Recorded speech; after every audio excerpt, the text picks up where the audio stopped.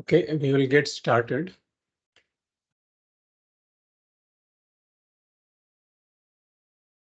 Om Vishwam Darpana Drishyamana Nagari Tulyan Nijantargatam Pashyannatmani Mayaya Bahirivod Bhutai Yatha Nidraya Yasakshat Kurute Prabodha Samaye Swatmanamevadvayam Tasmai Shri Guru Murtaye Nama Idam Shri Dakshina Murtaye Om Narayanam Padmabhuvam Vasishtham Shaktin cha Tatputra Parasharancha Vyasrinshukham Gaudapadam Mahantam Govinda Yogindra Mathasya Shishyam Shri Shankaracharya Mathasya Padma Padancha Hasta Malakancha Shishyam Tantotakam Vartikakaramanyaan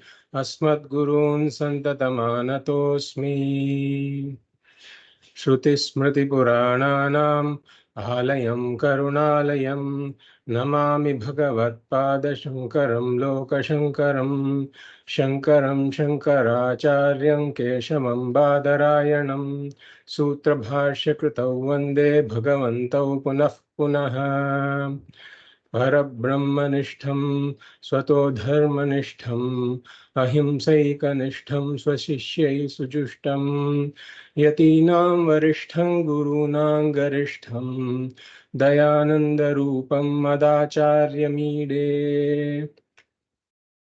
नमः श्री परमार्थाय संसाराध्यासनाशिने श्रोत्रियब्रह्मनिष्ठाय तस्मै ब्रह्मविदे नमः सदाशिवसमारम्भां शङ्कराचार्यमध्यमाम् अस्मदाचार्यपर्यन्तां वन्दे गुरुपरम्पराम्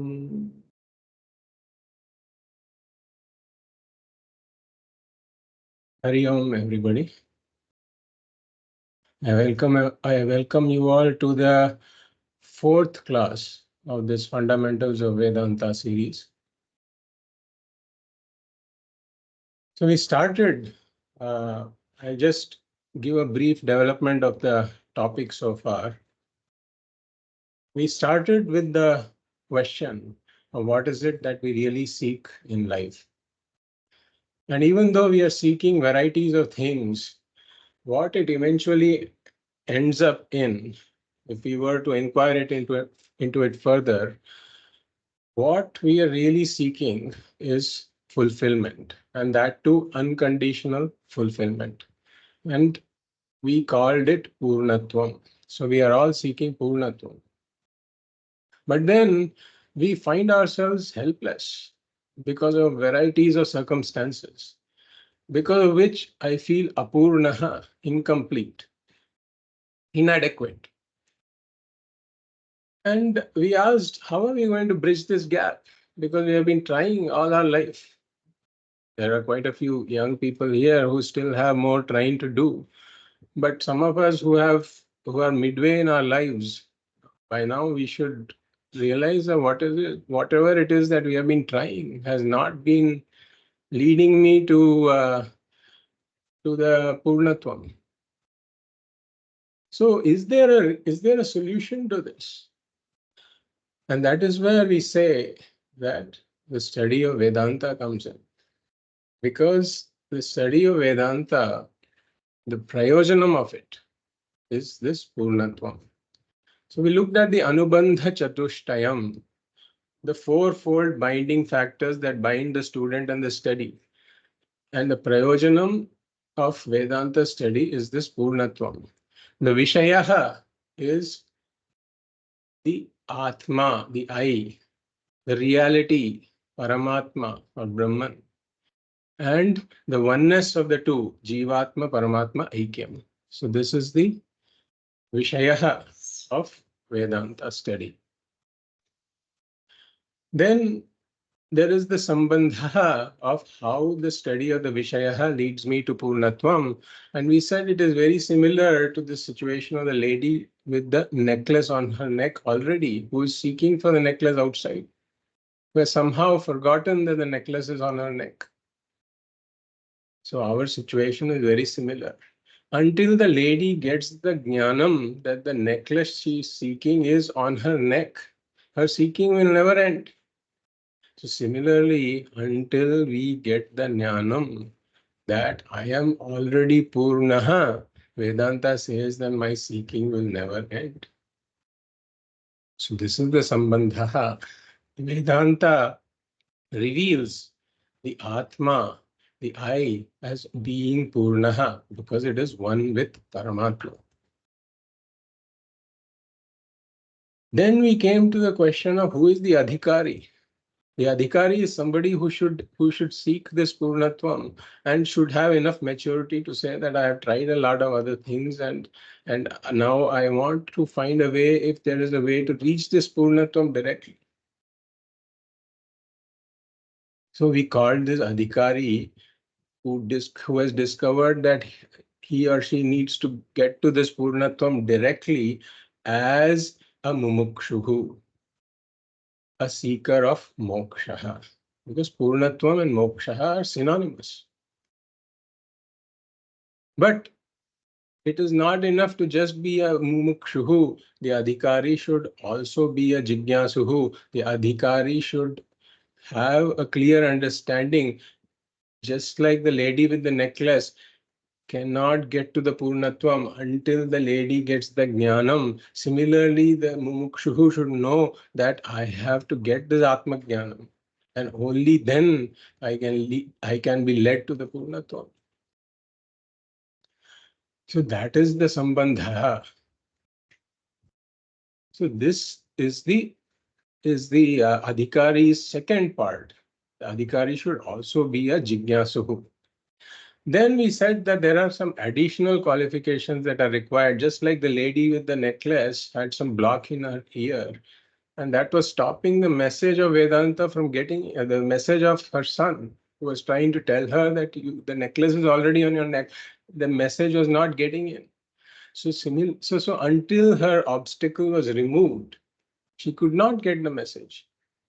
Similarly, we say that there are obstacles in the mind of a human being, and these obstacles have to be removed.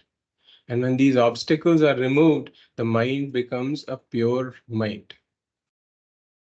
It's called a Shuddha Chitta. So this Chitta Shuddhi is the qualification that one has to have for this teaching to lead me to the Prayojana. So then we said that how does this Adhikari become an Adhikari? We gave the example of Virat Kohli, and we said we see him hitting all these cover drives and sixers, but we don't really see the preparation that has gone into it. There has been a lot of preparation that we know, but what kind of preparation did this person do? So similarly, the Adhikari has gone through a lot of struggle in the life before becoming this Adhikari. So what kind of struggle did this person go through? That is the question. So this struggle is not limited to one lifetime. What Vedanta says is that the struggle this has happened over multiple lifetimes. So if we see an adhikari in this lifetime, that means that a lot of preparation has gone in, not just in this lifetime, but in prior lifetimes also. So that is where we said that the study of the Purushartha Chatushtayam comes in, because an anadhikari, somebody who is not an adhikari, tries to pursue various human goals. This Purushartha Chatushtayam is a classification of the various human goals that a non-adhikari tries in order to gain this fulfillment. So there we saw Dharma artha kama mokshakhyam purushartha chatushtayam. That there are these four purusharthas. Two of these are known only through the Shastra. That the general human being who has not been introduced to the Shastra doesn't even know about the existence of these two Purusharthas. So everybody starts off with Artha and Kama. I mean, this is what happens in other cultures that don't have the exposure to the Shastra. So the Artha rakshartham arthyate iti artha. Whatever one seeks for the sake of one's own protection, for the sake of one's own security, that is what we call as artha. So that is where the food, clothing, shelter, all these essential needs without which one cannot feel secure, they come in. And in order for this, one needs money. And for that, one needs a job. So all of these pursuits come under Artha Purushartha. Then once one has accomplished the security that one is looking for to some extent, then only one can start thinking about pleasures in life. A homeless person or a hungry person doesn't think about pleasure. So Kama Purushartha comes next. Contact of the sense organs with the sense objects. And the pleasure that arises is Kama Purushartha. Pursuit of music, pleasing to the ears, or watching movies. We discussed all of this. Now, the materialist is just limited to Artha and Kamaha. That is what the Western vision we talked about is largely limited to. They have not been able to think much beyond this. Earning on weekdays and enjoying on weekends. That is the general life of the majority of the people. And when we talk about the West, is much more evident there.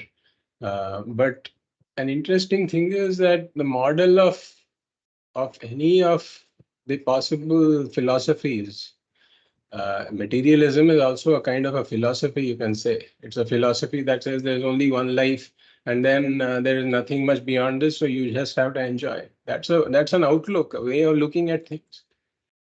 So whatever be the philosophies in the world, we can always find their equivalents in our tradition also.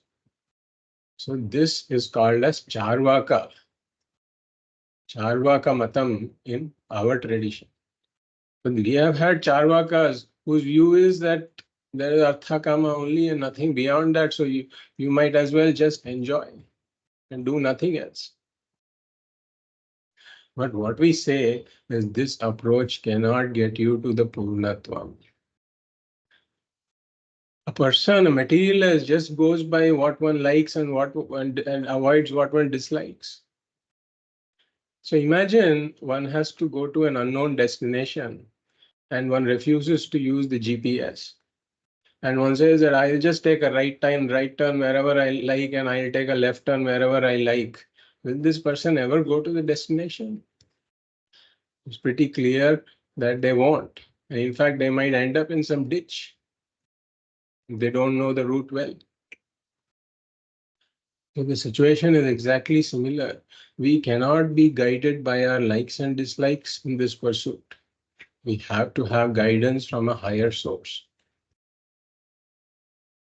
So this is exactly where we said our Shastra comes in. Shasanat trayate Shastram. The one that protects me by commanding me, by instructing me, by educating me. So the Shastra, we talked about the blind man's example where the blind man was held up in some fort and he did not know how to get out, and a voice guided him, hold on to the fence and the fence will lead you to this particular place where there is a latch, a kind of a key for your freedom. So similarly, Our Shastra, the Mula Shastra is the Veda. Vidyate anena, the Veda. The one through which we know. We know what? The marga, the path to this, to get to this Purnatva. And the Veda is, like we said, it is made up of two parts, the Veda Purva and the Vedanta. The Veda Purva commands me and protects me. Vedanta teaches me and protects me. So just like the voice led the blind person to a point where the gateway to the freedom was in his vicinity. Similarly, the Veda Purva prepares one and leads one to the point where Vedanta can work. So Dharma Brahma Pratipadakam Apaurusheyam Pramanavakyam Vedaha. Vedaha teaches me two things. The Veda Purva teaches me the Dharma Purushartha. The Vedanta teaches me about the Moksha Purushartha. So this is where we left off in the last class. We said that now we will discuss what this Dharma Purushartha is. So this Veda Purva teaches me about Dharma, and the word Dharma has got multiple meanings. It is a word that originates from the Dhr Dhatuhu in Sanskrit. And it means to sustain. That which sustains is Dharma. Like we said, we will look at three meanings of it.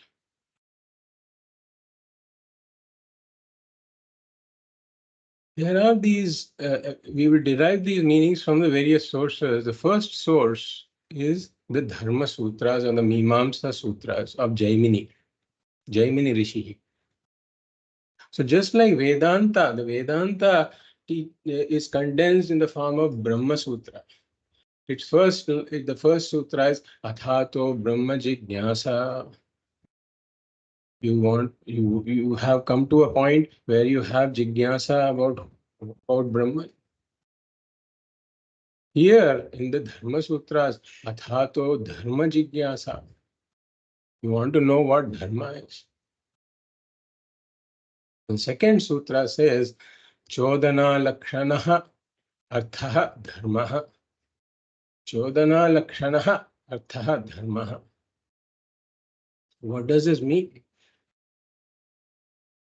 So the Chodana, the word means injunction or a prescribed a way of life that is prescribed by the Vedic injunctions, by the vidhi and nishedha, by the do's and don'ts. Just like we saw that voice guiding the blind person saying, hold on to the fence, that was a do, and don't jump over the fence, that was a don't. So similarly, the Veda Purva talks about do's and don'ts, vidhi and nishedha. So it's a code of conduct which basically comprises of duties, values, and attitudes. Just as the constitution of a country prescribes certain duties for a citizen, the Veda Purva also prescribes certain duties for a human being. So what is an example of this? So we'll take this example from the Taittiriya Upanishad. So this is how it goes, and we will look into the meaning of this. Satyam vada dharmanchara swadhyayaan ma pramadaha. And then it continues. I'm not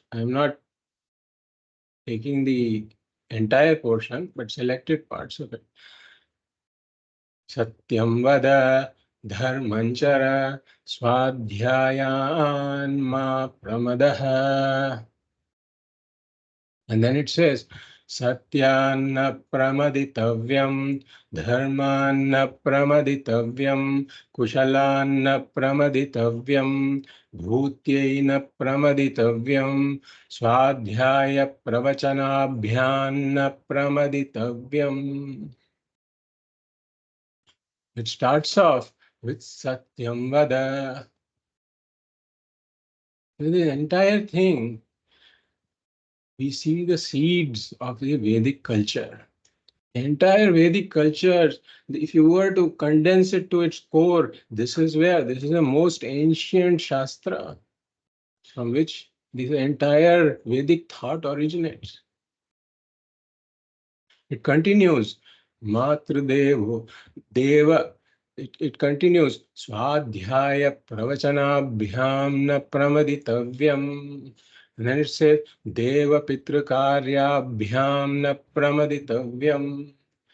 Matrudevo Bhava, Pitrudevo Bhava, Acharya Devo Bhava, Atithi Devo Bhava. He's giving all these here a set of values and attitudes and duties. So let us look at this. Satyam Vada. So it says, speak the truth.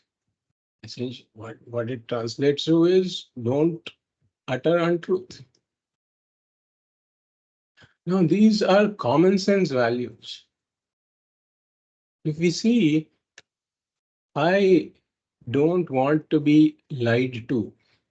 I don't want to be cheated. I don't want to be hurt. These are things that I expect from others in all of our transactions. One moment. Sri Krishna, do you have a question? Yes, sorry to interrupt, but I thought I would need this clarity. When we say Veda Purvam, we are talking about the Purva part, which is the Mimamsam, or first part of Vedanta itself, the Karma part. The Veda Purva, and it is also the Purva Mimamsa is identical with the study of the Veda Purva. It focuses on the karmas and that are the study of the karmas in the Veda Purva. So that is the Purva Mimamsa. The Uttara Mimamsa is Vedanta. Correct. So these six, which we have, the Nyaya, Darshana, Sankhya, Mm, all these mm, darshanas, mm. they are to be read in sequence, or they are independent philosophies, darshanas by themselves. Yes, so we will take this question at the end of the class Okay, because sure. it requires a little bit of elaboration. So you can just Okay, sure. remind me at the end of the class and we'll get into it. Okay, thank you. So here we were talking about Satyam Vada. So what I expect a certain standard of behavior for myself when it comes to others. I expect that the others will not lie to me. The others will not cheat me. The others will not hurt me. But what we also know from this, we all know it, that the other person also expects the same from me.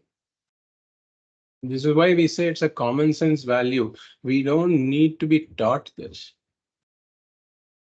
What the Shastra is doing it is reaffirming the common sense value. In fact, just like a baby monkey holds on to its mother's belly, Pujya Swamiji gives this example. A baby monkey doesn't need to be taught that you need to hold on to the mother's belly when she is jumping from one branch to another branch. The baby monkey somehow knows that if I don't do this, I'll fall. There's no verbalization of it, that there is gravity, etc. But it knows that it's not, I'll fall. So similarly, this common sense matrix is built into every human being. Every human being knows that these are the set of values the other person also expects. That's why if somebody steals, one doesn't do it. Some people try to do it without the other person's knowledge. So these are the common sense values, and what it's condensed in this shloka. Shruyatam dharma sarvaswam. Shruyatam dharma sarvaswam. Shrutva chapya vadharyatam. Atmanah pratikulani pareshanas macharet. So it says Shruyatam dharma sarvaswam. I'm condensing the entire core of the dharma for you. Dharma sarvaswam. Shrutva chapya vadharyatam. After listening to this, internalize this. Atmanah pratikulani pareshanas samacharet. Whatever is not conducive to me, I know what is not conducive to me. Don't do it to others. So this thinking actually resolves a lot of confusion about what one has to do in life on many occasions. There are questions, should I do this? Should I do that? With regards to some person. What our tradition says is put yourself in the other person's shoes and see how you would like to be dealt with in this situation. That is the same thing you should be doing. That is why all these values like Satyam, don't speak the untruth. Asteyam, don't steal. Ahimsa, don't hurt. These values come in from this common sense matrix. Satyam vada, dharmanchara. Don't deviate from the path of dharma. This is the common sense dharma. Don't deviate from this, the Upanishad is saying. And that this dharma is not something that varies from time to time. That is why it is called Sanatana Dharma. If we see the meaning of Sanatana, there is this Tana suffix there.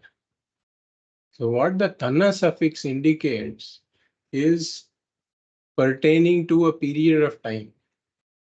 Hyastana, for example, is pertaining to yesterday.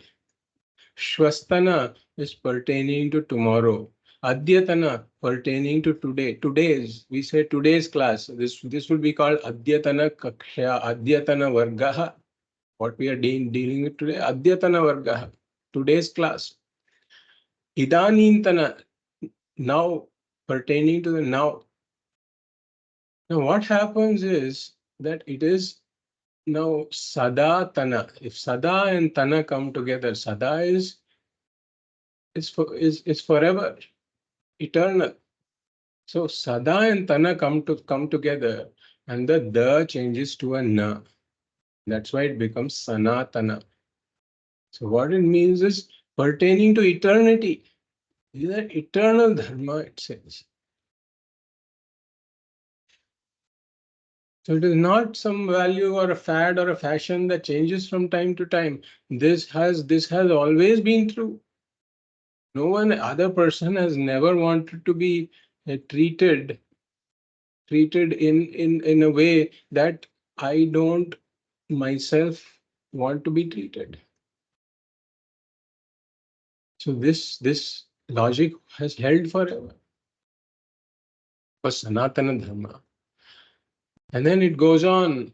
Swadhyaya anma pramadaha. So this is the don't. We saw some value, Satyam vada dharmanchara. Now it's talking about a don't. Ma pramadaha.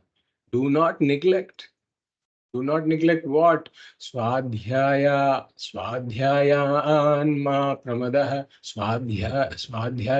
Swadhyayat. From your swadhyaya, do not move away. Swadhyaya means it's the study of the Shastras.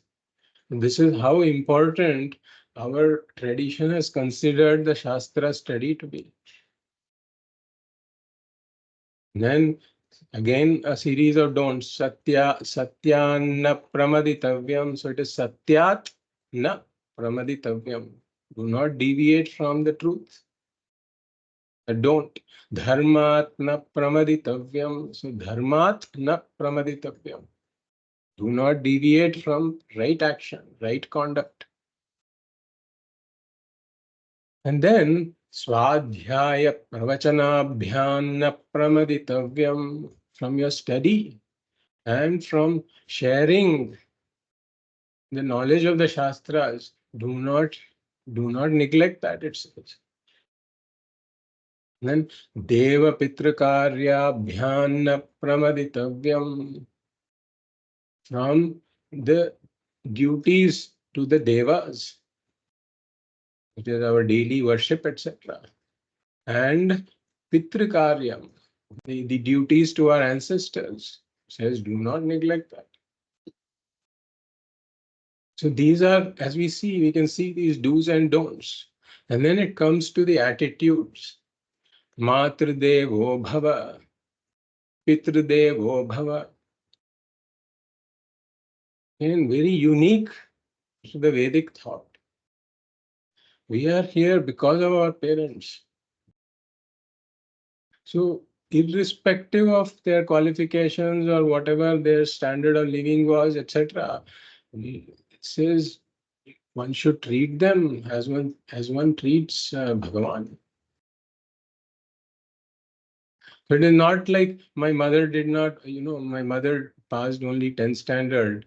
I'm a PhD, so now I have grown in stature that I don't respect her. That is never the case. Never.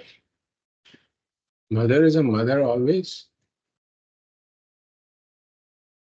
So one has these duties to take care of them in old age. So all these old age homes, etc., this is not really in keeping with the instructions of Sanatana Dharma, where the children send off their parents to old age homes or desert them. We see such things. So, Matru Devo Bhava, Pitru Devo Bhava.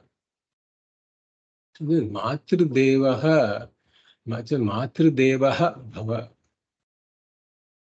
This Matru Devaha is a compound word. Often this is translated to may the mother be the god for you, may the father be the god for you. But really there is a slight, Matradevaha is a compound word. It is a Bahuvrihi Samasa, where the meaning of the word is not determined by primarily by the first word or the second word. Matradevaha means be the one for whom your mother is like God. So Mata Devaha Yasya Saha, one for whom mother is like God. Pitrudevo Bhava, the one for whom father is like God. Be that person for whom mother is God. Be that person for whom father is God, it says. After that, we have Acharya Devo Bhava. Acharya comes in. Acharya is very fundamental to the entire Vedic thought, to the Vedic civilization. Who is this Acharya? Acharya is the one who is saying all this in Taittiriya Upanishad actually. Satyam Vada, out Dharmanchara. Acharya is the one who is teaching the student. So there is a certain definition of the word Acharya. Goes like this. Achinotihi shastrartham. Achinotihi shastrartham. Achare sthapya yatyapi. Swayam acharate yasmat. Tasmadacharya uchyate. It says, Achinotihi shastrartham. Acharya is the one who collects the teachings from the Shastras. Shastras are very vast. In fact, um, our Shastras, as we discussed, I think we already touched upon this, but they are so vast that it requires lifetimes to cover them. And just now, Sri Krishna was talking about the other darshanas also. So, what we are studying here is Vedanta. There are other darshanas. So, if one requires a study of all this, then it takes lifetimes. That is why people dedicate their lives to the study. And the acharyas are people who have dedicated their lives to the study. Achinotihi shastrartham, and then the acharya collects the teachings from the various shastras. Acharate sthapayatyapi, and then teaches these values to others, and makes them follow those values. Swayam acharate yasmat, and it is not just empty talk. Person follows what the person is teaching. As they say, one walks the talk. So this person follows these values also that one is teaching. And that is why, in fact, it's said that people imbibe more by by physically being in contact with a great Mahatma or person. They actually observe how the person is living. Swayam acharate yasmat tasmat acharya uchyate. Such a person is called acharya. So the acharya is a role model who follows the teachings, a role model for the student. The acharya is said to give the second birth. So after the Upanayinam, the student is led to the acharya. In the first birth, the parents are responsible for the first birth, but after the Upanayinam, the student is led to the acharya, and the acharya gives the second birth. That the acharya is the guru is like a father. And the goddess Saraswati, who represents the Shastras, is like the mother that gives the second birth to this person. That is why a person who has gone through the study of the Shastras with an Acharya is called a Dvijaha, one who is twice born. So in our culture, this respect for the Acharya is very important. Why? Because through the Acharya, I come to know what the Shastra says, and through the Shastra is how I get to the Purnatvam that I am so seeking. I'm seeking. That is why we have days like the Vidyarambham, etc., where the child is taken to the teacher. And it is not just limited to Brahma Vidya Acharya. Of course, Brahma Vidya Acharya is held in the highest esteem. But in our culture, we respect the Acharya no matter whatever the person teaches. Even if it be Carnatic music, dance, even if it be Vyakaranam or anything else. Acharya is held in high esteem. So like I said, these mantras have the seeds of the entire Vedic thought, based on which our entire culture, the foundation of it, based on which it rests. So the Shruti, the Veda is also called as a Shruti because it's an oral parampara. So in the earlier days, there were no books, etc., to record all these teachings. It was all transmitted orally. And therefore, it is called as the Shruti. And through this Shruti, I come to know Shruyate Anena, the Shruti. So the Shruti is the primary source. But then we also have these other sources, which are the Smritihi and the Puranaha. So the Shruti is what is heard, the original teaching that was revealed by the rishis. And what we saw here is the Shruti, Taittiriya Upanishad, which is a part of the Veda, the Vedanta. And the Smriti is what is remembered later and codified by other rishis. And then there are the Puranas, the 18 Puranas which are written by Vyasacharya.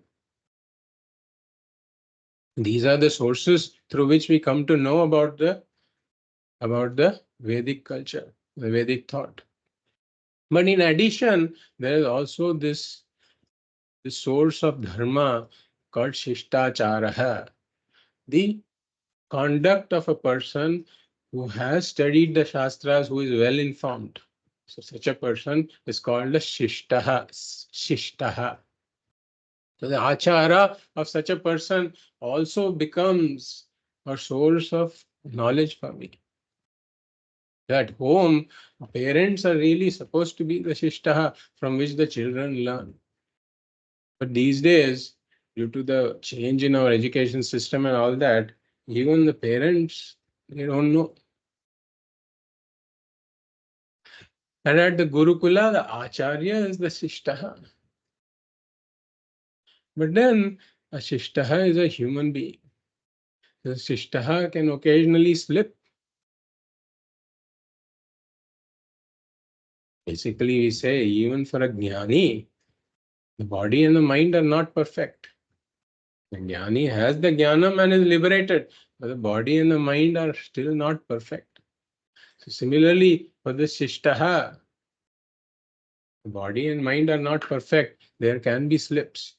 And that is why there is a line here that continues after Acharya Devo Bhava. Acharya Devo Bhava says, Yani avadhyani karmani, tani sevitavyani.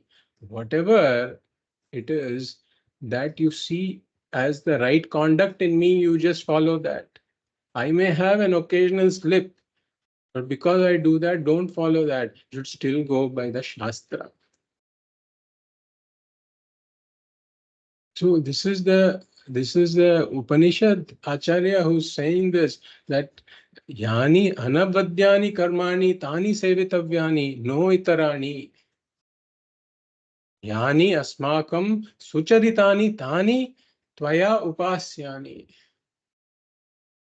It is that which the right conduct which you see in me, you follow that. If I have an occasional slip, don't follow that. This is what the Acharyas say. So the Acharyas have always held the Shastram as something that is the highest source of knowledge. Even the avatars, for example, if we take our avatars like Rama and Krishna, the avatars have also held the Shastram as the highest. They also went to a Gurukula. They were born into the culture. They did not invent the culture. So this is so in the tradition, the Acharya never becomes bigger than the Shastra. So this is not about some charismatic individual around whom the teaching revolves.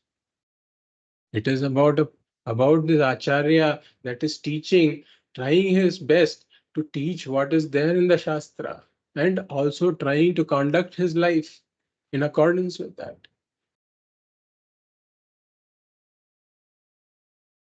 Acharya Devo Bhava.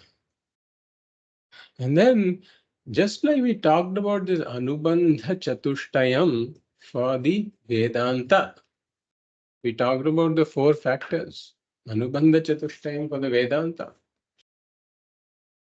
There is the Prayojanam, the Vishayaha, the Prayojanam, the Sambandhaha, and the Adhikari.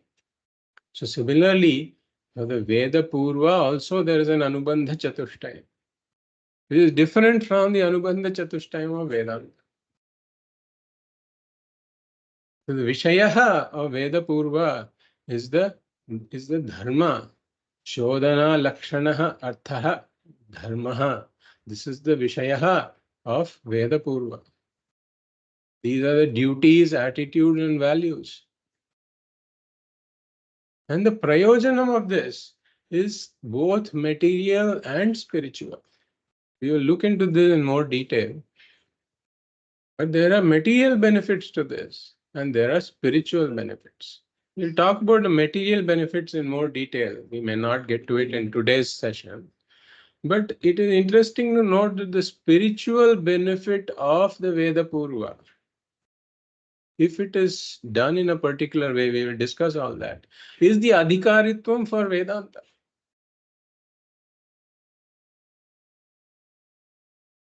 So this is how one accomplishes this chitta shuddhi that is required for the study of Vedanta. So the adhikari for the Veda Purva is somebody who is desirous of this dharma, desirous to know about this dharma and artha and kama also, because there are material benefits. But the adhikari should have another qualification, which is the shraddha in the Veda Purva. So the shraddha is an important qualification for entry into the Shastra. What is the Shraddha? The Shraddha is giving the Shastram some benefit or doubt that this is something that has been coming down and has been a part of such a long tradition with such great Mahatmas who have upheld it. So there must be something good behind all this, because of which it is teaching me. This benefit of doubt, giving the Shastra the benefit of doubt is Shraddha. We'll look into a more technical definition of Shraddha later. But this, for now, it suffices to know that Shraddha is this kind of an attitude towards the Shastra, that the Shastra is trying to lead me in a good direction. That blind person had some Shraddha in the voice that he heard, because of which he took those actions of holding on to the fence that led him to the door. If he had questioned the voice saying, what is the purpose of all this? I don't want to listen to all this. Then the blind person would have been wherever he was.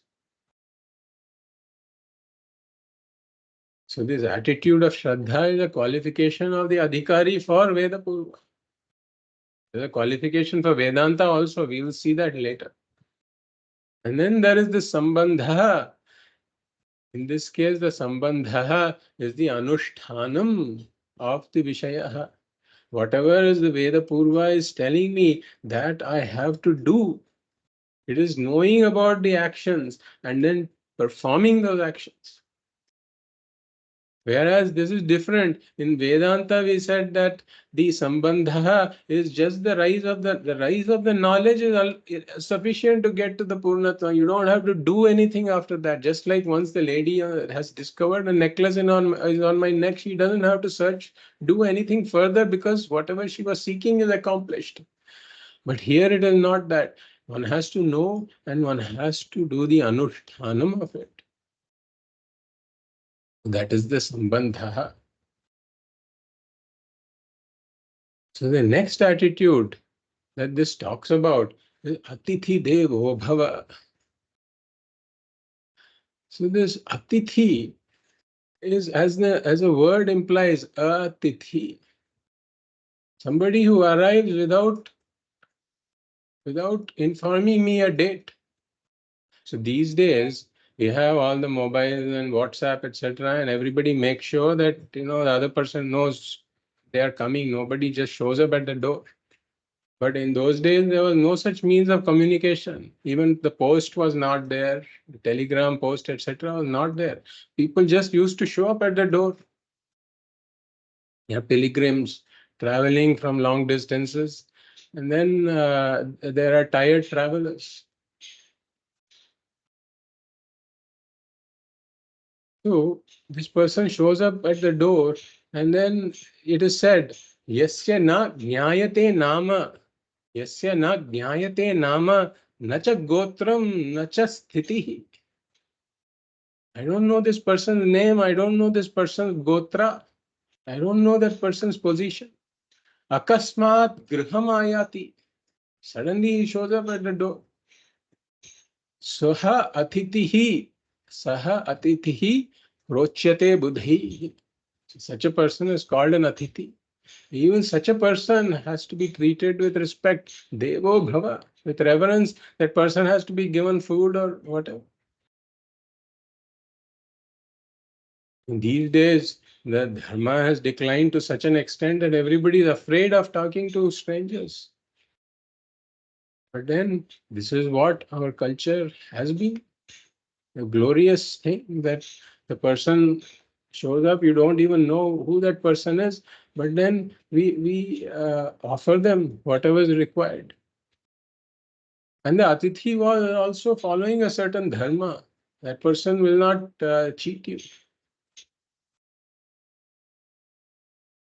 So this is the atithi devo bhava. So now what happens is that here, like we said, is a skeletal framework of values.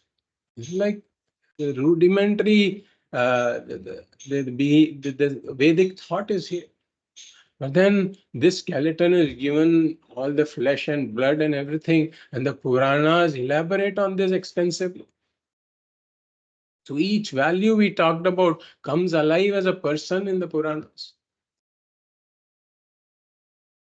You look at the story of Harishchandra, and Harishchandra is Satyam personified. If Satyam were to take the form of a person, it would be Harishchandra. Because how many trials that person went through in his life when he was undergoing that test. But still, he never deviated from them, from Satyam. And then Pujya Swamiji says that if Dharma was to grow hands and legs, then the Dharma would take the form of Sri Rama. So Rama, Dharma personified. On the day of his coronation, he was asked to go to the forest. And in order to keep not his own word, but his father's word, he left with a smile. Throughout his life, you can see Matru Devo Bhava, Pitru Devo Bhava, Acharya Devo Bhava, Atithi Devo Bhava, all of this. He lived all of this. That's why he is a great role model. Similarly, we have Matru Devo Bhava, Pitru Devo Bhava. If those values were to take a human form, that would be the form of Shravan Kumar. His parents were blind. And he took them, carried them physically. All these places of pilgrimage.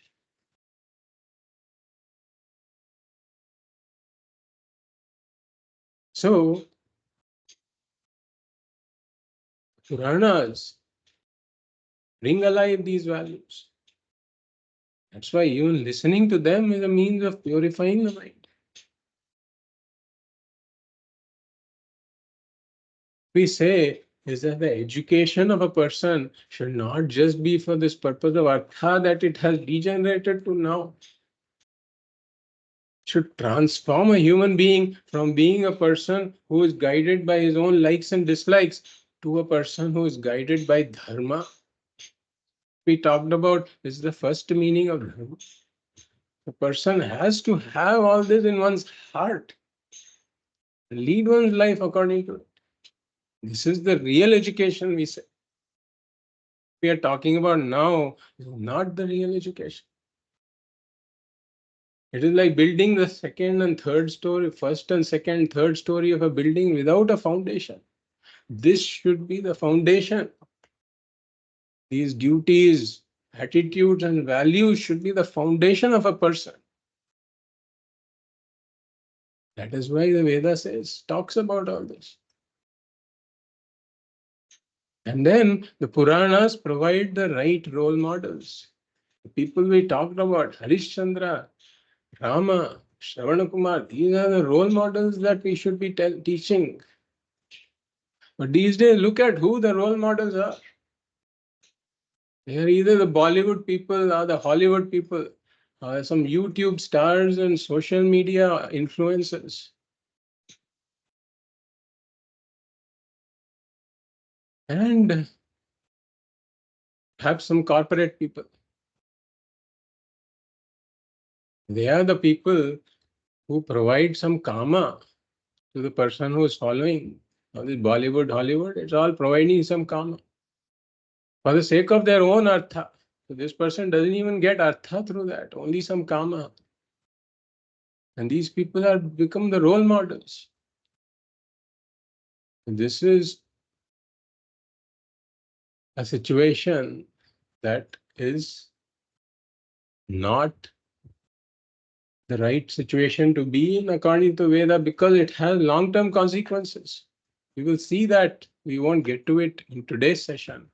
But we will see what the impact of not following Dharma is.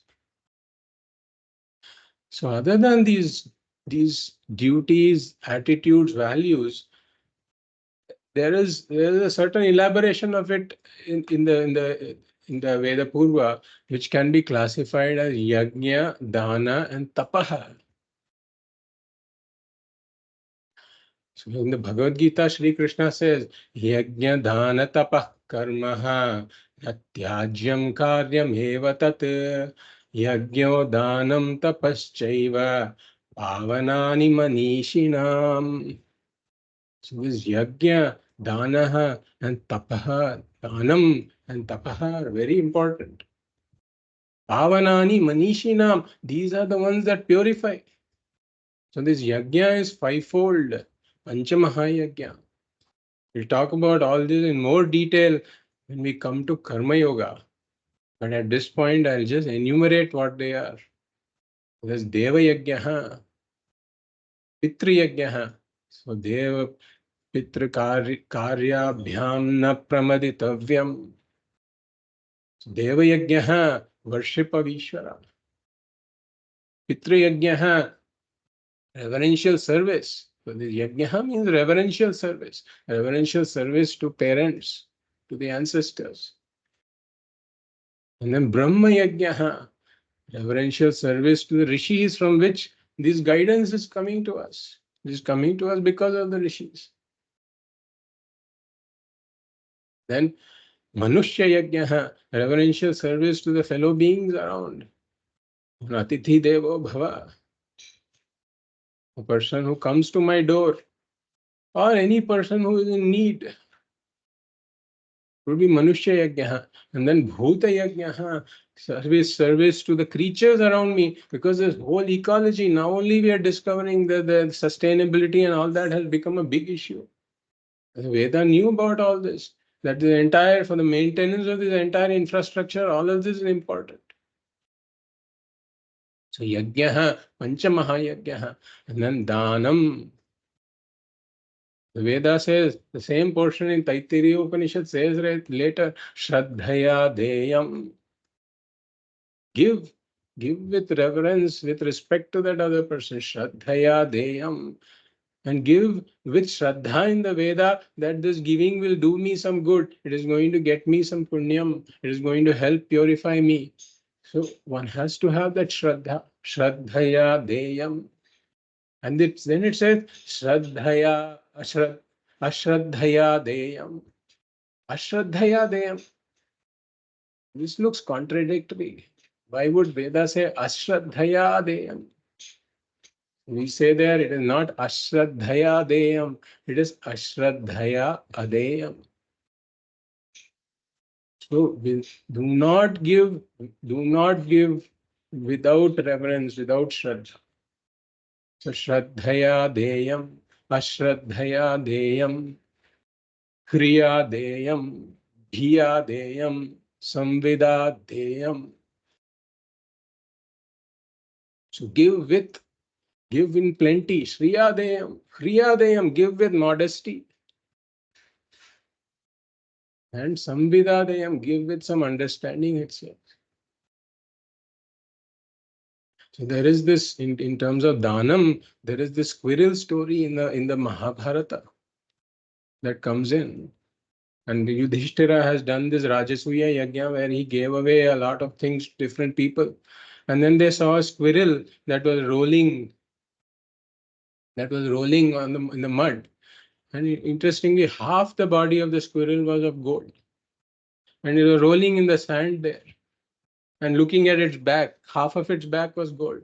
So everybody saw what the squirrel was doing. They were surprised. And they asked the squirrel, "What are you doing?"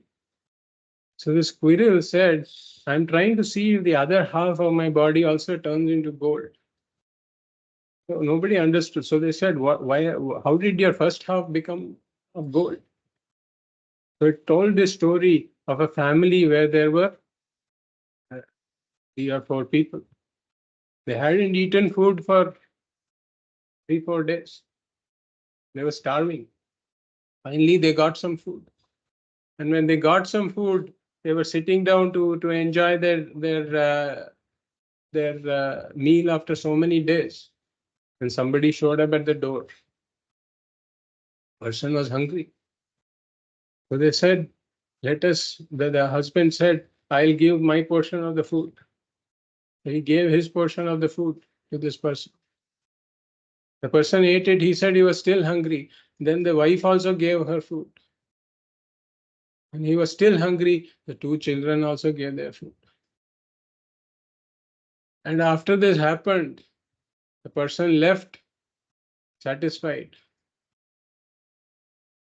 And that night, I don't know the full version of the story, but there is at least one version that these people passed away. And then the squirrel went there and it rolled, and there were some crumbs of bread on the floor. It rolled there, and when the crumbs of bread touched its back, half of its back turned into gold. And then the squirrel has since been looking for a place where its other half will turn into gold. And it came to this Rajasuya Yajna and it was trying to see. And then it says that Yudhishthira, whatever charity you have done, it still doesn't match the Dhanam that family did. So these are the stories that tell us about a great Dhanam that even though it was a modest Dhanam, it was still a very big Dhanam. It was the biggest Dhanam that could possibly be, because they parted with something that little they had, they parted with it. So yajna dana tapaha. Tapaha refers to austerity and discipline. One has to have some austerity and discipline in life, willful self-denial. So sometimes we may tend to get used to luxuries and comforts. So willfully denying ourselves, even if we have access to it, once in a while being without the AC, once in a while being without the food, once in a while walking with slippers, without slippers, etc. So this would be the austerity. These days, the children are being pampered with whatever they want because of rising income levels, etc. Then it is always a good practice to, even if one has the money, to sometimes deny oneself what that money can buy: austerity and discipline. So we talked about yajna, dana, tapah, karma. We talked about duties, attitudes, and values. So this is the first meaning of dharma. We'll continue in the next class. Let's stop here. Om Purnamadah Purnamidam Purnat Purnamudachyate Purnasya Purnamadaya Purnamevavashishyate. Om Shanti Shanti Shanti. Hari Om Shri Gurubhyo Namaha. Hari Om. Hari Om. Thank you. So I'll just take that one question that Sri Krishna had. So you can also turn on your videos about the Shat Darshanas. Now, this is a big topic by itself, but just to give an idea about it, like I said, every model of whatever people have thought of in different parts of the world, the models of it are there, have been there in our traditional thought also. They are in general classified as two. One is called Astika Darshanas, and the other are called Nastika Darshanas. The Astika Darshanas are the ones that take the Veda to be a pramana, which are based on the Vedas, which have not rejected the Vedas. They have taken the Vedas to be a source of knowledge, and their philosophical system is based on that. Astika Darshanas. And then there are Nastika Darshanas, which have rejected the Vedas and come up with their different ideas. So amongst the Astika Darshanas are the Shad Darshanas. So there we talked about, there are we talked about Uttara Mimamsa, Purva Mimamsa and Uttara Mimamsa. That would be the system based on primarily the Veda Purva and the system based on Vedanta. Then there are these twins. One is called Nyaya Vaisheshika. So they are twin systems. And the other is called Sankhya Yoga. So there are totally 6. Sankhya, Yoga, Nyaya, Vaisheshika, Purva Mimamsa and Uttara Mimamsa. These are the Astika Darshanas. And then in the Nastika Darshanas, there are the 4 Bauddha Darshanas. And the Charvaka Darshana is there, and the Jaina Darshana. So they are the Nastika Darshanas. Now, these darshanas, they are all trying to take one to what their definition of moksha is.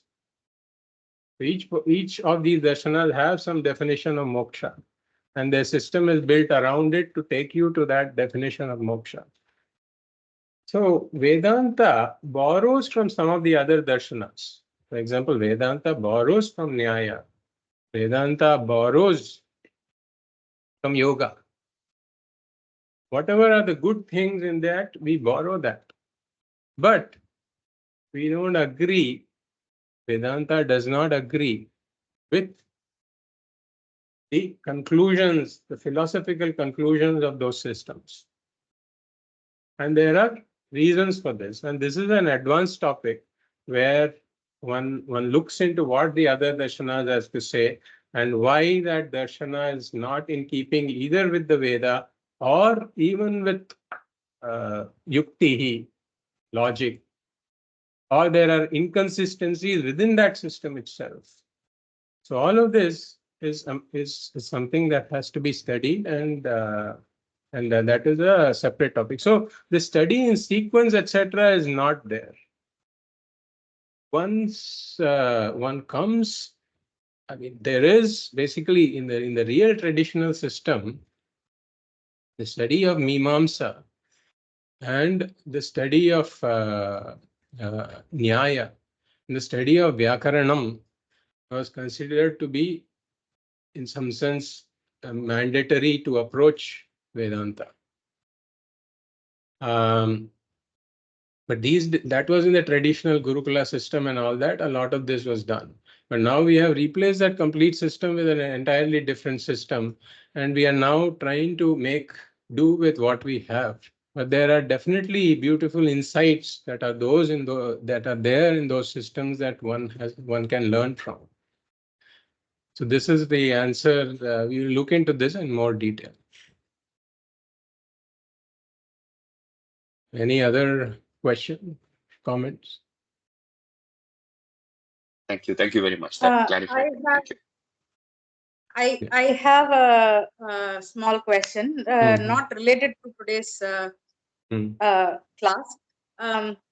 Can you tell me your where your spark began? At what age?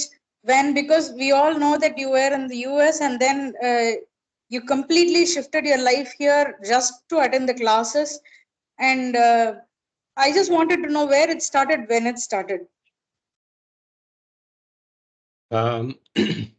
So this is something that began when I was in my mid-20s, I would say. And of all places, I was there in, I was walking around in one day in Stanford University. And there I saw a notice that there was a Bhagavad Gītā class organized by one Acharya. I stepped into it. The Acharya was from Chinmaya Mission. I stepped into it and then I found that this is something I want to pursue. So within a few next week itself, that Acharya was organizing a retreat somewhere, and I landed up there with another friend of mine. And then it started. I started attending some classes there, and the real sort of direction to this began there. And subsequently, I came across my Paramaguru's teachings first, Pujya Swami Dayananda, before I encountered my Guru's teachings. And when Pujya Swamiji presented it, he presented that entire vision in a very consistent and systematic way. And he always emphasizes that this is something that, you know, there is a consistent and systematic teaching methodology to it. One can construct this entire building in front of you, brick by brick by brick. And that was very clear in the way he presented things. There was a continuity, there was a consistency. And subsequently, I heard my Guru's teachings, Swami Paramarthananda ji. That was around 2002, about 22 years ago now. And when Swamiji presented this, it was so each of his classes would be like a chapter in a textbook. His thoughts were so clearly organized. And that I found some connection with immediately. And subsequently, it developed further. So this is how it happened. Thank you so much for sharing. Thank you. So anything else? Hari Om, Lakshmi. Okay. Hari Om. So we'll conclude today. Hari Om. Hari Om. Hari Om. Hari Om. Thank you. Hari Om. Hari Om. Om. Hari Om.